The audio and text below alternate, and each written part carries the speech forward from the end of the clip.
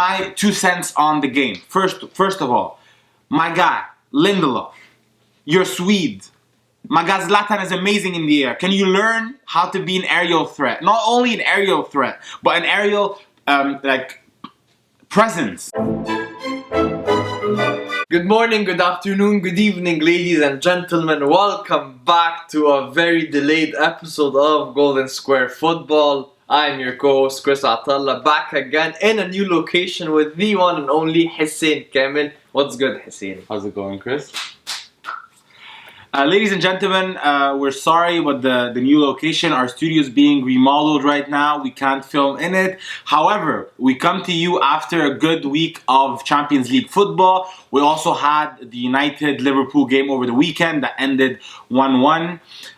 We'll talk all about that. We'll talk about our respective teams in this episode of Golden Square Football, so stay with us. Of course, we just witnessed Barcelona beat Slavia Prague 2-1 in what was an important win for Barcelona in their very hard Champions League group. Horrible performance by Barcelona.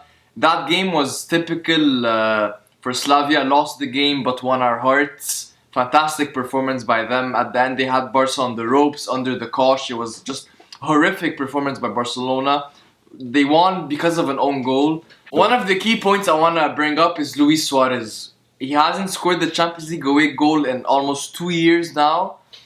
He just doesn't perform in these games anymore, I feel. He kills every attack. He missed countless opportunities, easy opportunities, even simple passes he can't make. Yes, of course, Luis Suarez scores lots of important goals for Barca. He has scored many goals this season for Barca. But it's these games where you need pace up front. You need someone with clinical finishing. He starts Dembele on the bench. I would have played personally Griezmann up top, Messi on the right, Dembele on the left. Even if you want to play Ansu Fati, you can play him on the left, no problem. And then in that game for Barcelona, Valverde did not play his subs right. We're playing a team that's very high pressing in the end. And who does he bring on? Rakitic and Vidal, who we saw last season, especially in the Champions League, struggle against teams with high pressing intensity, like against Liverpool. Exactly why we did not win the Champions League last season. They come on in place of Busquets and Artur, who had an amazing game, played an assist for Messi. And the midfield just disappeared. And if it wasn't for Ter Stegen and heroic blocks by Lenglet and Piqué, Barca probably would have and should have lost the game. So hopefully this is a big wake-up call for Valverde and the team in these games where we need to win if they want to win the Champions League. So today I'll talk about my team in part. I'll also say that other than the Barcelona game that Chris just mentioned, nothing major happened in the Champions League. Like, no team was upset. Almost every favorite won. I would consider Inter Milan being the favorite against Dortmund at home. However, over the weekend, we did have a clash in England. As you can see, I'm wearing the England jacket. I don't know why. But we had Liverpool, United, the lifelong rivalry between the neighbors. United coming off very disappointing, I would say, campaign until now. Haven't won major games other than the Chelsea game 4-0 and the Leicester game 1-0. But it's always a game. Like, it doesn't matter how your team's doing, doesn't matter who's the manager, who's the striker, who's the goal. You're gonna give Liverpool a game when they come to Old Trafford. They haven't won in Old Trafford in a couple of years. United have not lost in Old Trafford after taking a first half lead since the 80s. So if you scored in the first half, you had a good shot at getting points out of the game, and that's exactly what happened. Daniel James, who I thought was the man of the match, they gave it to Marcus Rashford at the end, but who I thought was the man of the match, played an amazing ball to Rashford, who slots it in past Alisson. Unfortunately, a guy who hasn't scored in about 2 years, Adam Lallana, comes off the bench, was completely unmarked at the far post, slots a very easy goal in the 85th, 86th minute, and the points are shared. My 2 cents on the game. First of all, my guy, Lindelof, you're Swede.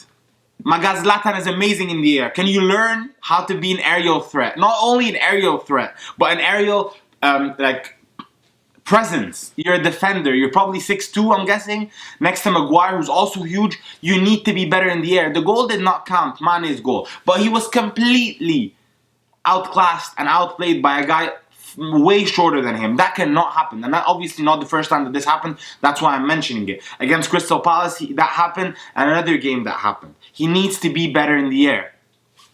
Other than that, of course, when you go up 1-0 against a team that's doing as good as Liverpool, you're going to want to defend. But I've been told by a friend of mine, or a couple of friends actually, we don't have anyone on the bench to bring in. I still believe you should make a change or two by the 65th, 70th minute. Do not keep it until the 82nd, 83rd minute. You want to give people a chance to see the pitch. That's what happened in the Champions League last year when we brought in Greenwood. You want to see people see the pitch and play. You never know what's going to happen. I'm not saying that if Martial or anyone else would have come on earlier, Williams for example, earlier, it would have made a change. No. But I would say, why not try it, right? Because Liverpool was holding the ball. Everyone I knew saw a goal coming because of the pressure. Yes, if Liverpool had 5 more minutes, they would have won the goal. Yes, if Liverpool had Salah, they would have won the goal. Obviously, that didn't happen and the game ended 1-1. Those were my kind of pointers. I think United are going towards the right direction. We have Norwich this weekend. Basically, you have obviously the amazing Bulgarian clash with Partizan Belgrade tomorrow in the Europa League. So that was today's episode of Golden Square Football, ladies and gentlemen. I hope you liked it. I hope we didn't bore you with our rants about our respective teams. However, we have good Premier League football this weekend, so hopefully we'll be able to bring you guys another episode after the weekend. Until then, be safe, like, comment if you like what we said, share this if you can, and subscribe to our YouTube channel. See you next time. Peace. Peace.